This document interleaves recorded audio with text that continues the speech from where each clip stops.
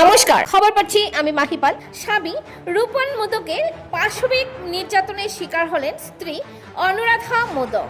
লালায় চাঞ্চল্যকর এই ঘটনায় নির্যাতিতা স্ত্রী অনুরাধা মোদক তার স্বামী রূপন মোদকের বিরুদ্ধে লালা থানায় মামলা দায়ের করেছেন।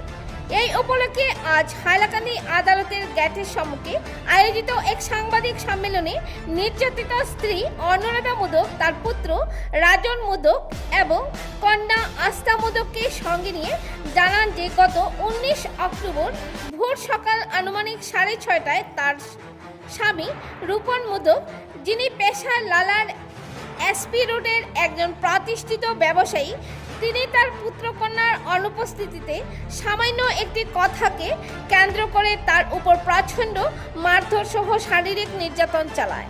এই মারধর ও শারীরিক নির্যাতনের ঘটনাটি তাদের বাড়িতে থাকা সিসি ক্যামেরা ফুটেজে ধরা পড়ে।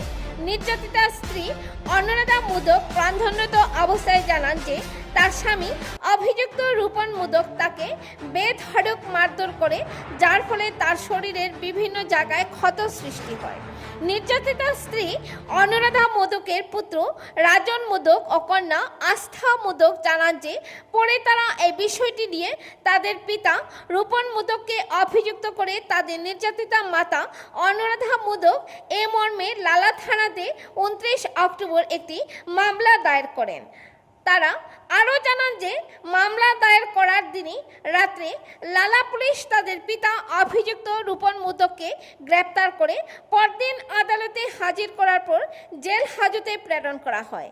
এরপর বর্তমানে তাদের ঠাকুমা মীনা মোদক, কাকু বলরাম মোদক, পিসি বর্ণশ্রী পাল চৌধুরী, ঋতুশ্রী পাল চৌধুরী সহ তার পিতার বাড়ির আত্মীয় স্বজনেরা তাদের পিতা রূপন মোদককে জামিনে ছাড়িয়ে আনার চেষ্টা সহ বিভিন্নভাবে তাদেরকে মামলা প্রত্যাহার করে নেওয়ার জন্য হুমকি দিয়ে চাপ সৃষ্টি করে আসছে।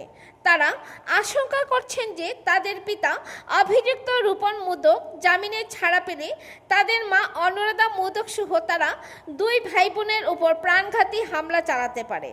তাই তারা এই বিষয়ে মিডিয়ার মাধ্যমে ন্যায় বিচার পাওয়া সহ তাদের নিরাপত্তা সুনিশ্চিত করার জন্য হাইলাকান্দি জেলা প্রশাসনের তথা রাজ্যের মুখ্যমন্ত্রী ডক্টর হিমন্ত বিশ্ব শর্মার হস্তক্ষেপ কামনা করেছেন।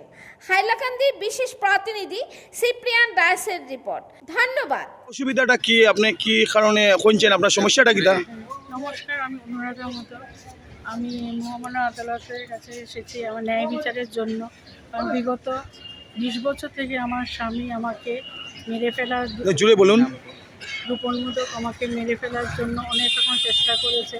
আর আপনার স্বামীর নাম? রূপন মোদক। কি? রূপন মোদক, লালাবাজার। রূপন মোদক, লালাবাজার। লালাবাজার কি করেন? বিজনেস। আচ্ছা। উনি আমাকে যখনই আমি একসাথে থাকতে চাই তখন মেরে ফেলার কোনো অছিলা নেই, মেরে ফেলার চেষ্টা করে। তা আমি যেহেতু ফিনান্সিয়ালি কোনোরকম আমার অর্থনৈতিক নেই, আর আমার দুটো ছোটো ছোটো বাচ্চা ছিল, ওরাও ছোটো থেকে এগুলো দেখে দেখে আজকে এই বড় হয়ে আজকে আমার পাশে এসেছে ন্যায় বিচারের জন্য। আচ্ছা, আপনার স্বামী আপনার উপর যে নির্যাতন করেন, উনি কেন নির্যাতন করেন? উনি বলতে পারবেন। আচ্ছা, উনি বলতে পারবেন, সেটা তো আমি বলতে পারবো না। আমাকে কেন নির্যাতন করেন সেটা ওনাকে জিজ্ঞেস করলে হয়তো বা যেতে পারবেন যে কেন আমার উপরে এত ঘৃণা, রাগ, আর একটা মানুষকে কী করে মেরে ফেলার চেষ্টা করতে পারে। উনি আপনাকে কি মেরে ফেলার চেষ্টা করছেন? হ্যাঁ, এই ভিডিওর মধ্যে দেখতে পারবে যে এখানের মধ্যে আমার বাবা কিন্তু ওই যে ইন্ডিয়ান গ্যাসের যে থাকে ফায়ার, যে পাঞ্চ, ফায়ার এক্সটিংগুইশার দিয়া মা, এটা 5টা কিন্তু অলমোস্ট 8 কেজি কিন্তু এটা জিনিসটা দিয়ে আমার মার উপরে মারার চেষ্টা করছে। বহুত মানুষে বলছে যে আমার বাবা কিন্তু হিট অফ দ্য মুভমেন্ট করছে, বাট একটা ফুটা না। আমার যে কাকু বলরাম রয়, ওই পার্সেন্টে এতটুক নিচু ঘটিয়া পার্সন, ওই পার্সনটাকে আমার মার রুমের মধ্যে ধাক্কা দিয়ে ফালিয়ে দিচ্ছে যে সো দ্যাট আমার এখানে সিসিটিভি ক্যামেরার মধ্যে আসবে না। মানে কি বলবো, আমার ঘরের মানুষ সবাই জানে এটা প্লটিং সব কিছু আছে। আমার ভাইকে আর আমাকে পুরো করে এটার মধ্যে ফাঁসানি হচ্ছে, বিকজ আমার মা এখন একলা, আমাদেরকে কোনো ফাইন্যান্সিয়াল স্টেবিলিটি নেই। এর জন্য ওরা সব স্ট্রাইক করছে যে আমরা কোনো এটার মধ্যে কোনো, আমাদের পিছনে কেউ দাঁড়িয়ে নেই। আই এম সো সরি আমার। আচ্ছা, ঠিক আছে। আচ্ছা, আপনি বলেন। ফ্যামিলির তরফ থেকে তো কোনো সাপোর্ট নেই, উপরান্ত কেসটা উইথড্র করার অনেক চেষ্টা চলছে। আপনারা আপনার মার উপর অত্যাচার করার কারণে আপনি কি কেস দিয়েছিলেন? আমি কেস দিইনি, আমার মা কেসটা ফাইল করেছে। এটা কত তারিখে কেস দিয়েছিলেন? কেসটা করেছি 29 আচ্ছা, আচ্ছা। 29 অক্টোবর 2025 কেসটা করা হয়েছে। হ্যাঁ, এবার কেসটা 29 অক্টোবর 2025। 2025। আচ্ছা, দুইবার কেস দেওয়া তার হয়েছিল। আগেও দুইবার কেস দেওয়ার উপরান্ত কেসটা অনেক ম্যানিপুলেট করে উইথড্র করা হয়েছে। উইথড্র করার পর এরকম বলা হয়েছিল এইসব জিনিস আর আবার রিপিট হবে না। ওগুলো কাগজে কলমে লেখানো, পুলিশের কাছে অনেকের সিগনেচারও আছে। রিপিট করা হলে আমার বাবা বলে হাত কেটে নেবে। আপনাদের দাবি কিটা এখন? আচ্ছা, দাঁড়ান দাঁড়ান। আমার মা যেটা, আমার মার একটা স্টেবল লাইফ লাগে, আর আমার মা ওখানে একটা সুস্থ পরিবারে থাকতো। আমার মার অবস্থা দেখতে, আমার মা কথা কইতে পারেন না। সুগারের পেশেন্ট। আমার মা diabetes patient, high blood pressure, আমার মার ওষুধ দিতে চায় আপনার না। মার নিরাপত্তা লাগে, ওইটা আপনি হ্যাঁ, চাই? এটাই। আচ্ছা আচ্ছা আচ্ছা। আমার বাবা যেহেতু ফিনান্সিয়ালি অনেক স্টেবল বা ফিনান্সিয়ালি ওনার প্রতিপত্তিটা অনেক আচ্ছা, বেশি। আপনার বাবার নামটা কি? রূপন মোদক, রূপন মোদক। উনি কি কাজ করেন? বিজনেসম্যান। লালাবাজারের অনেক নামি দামি একজন বিজনেসম্যান বলতে গেলে। এবার ওনার প্রতিপত্তি অনেক বেশি থাকার কারণে উনি টাকায় এখন অনেক কিছু কেনার চেষ্টা করছে, মানে কেসটাকে ডিমলিশ করার অনেক চেষ্টা চালিয়ে যাচ্ছেন।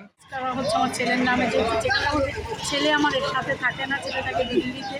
ওকে একটা মিথ্যা মামলার মধ্যে চলানো হচ্ছে, যাতে মানে এই কেসটাকে উইথড্র করা যায় কিংবা এখান থেকে আমরা ভয় পেয়ে দূরে সরে যাই, ন্যায় বিচারটা আমার সাথে না হয়। এটা ন্যায় বিচারটা আমি এর জন্য আদালতের কাছে এসেছি যে আমার ন্যায় বিচার হোক, আর আমার ছেলে মেয়ে আমাদের প্রোটেকশন দেয়, যে আমরা একটা জলজন্তকে মৃত্যুর সাথে আমরা লড়াই করছি এতটা বছর ধরে। আচ্ছা, আপনারা ভিডিও ফুটেজটা দেখলেই বুঝবেন যে একটা মেয়ে লোক কিভাবে একা ঘরে এই এটা মৃত্যুর মারা সাথে লড়ছে। ডোমেস্টিক ভায়োলেন্স না, কিন্তু এটা এটা কোনোদিনও attempt- ডোমেস্টিক ভায়োলেন্স না, এটা অ্যাটেম্প টু মার্ডার। আমার নিজের শরম লাগছে যে আমার বাবার সঙ্গে এরকম কথা বলতে লাগছে, বাট আমার কাছে কোনো কিছু নেই। আর এই আচ্ছা, person's সঙ্গে আপনার নাম? আস্থা মোদক। আচ্ছা, আপনার নাম? রাজন মোদক। আচ্ছা, এখন ছেলে মেয়ে দুজনই আপনাদের বাবার অত্যাচারে অতিষ্ঠ, এখন আপনারা মার মানে নিরাপত্তা চাইছেন? নিরাপত্তা প্লাস আমার বাবার যাতে কঠোর থেকে কঠোর যাতে শাস্তি যাতে হয়, আমরা এটাই চাই।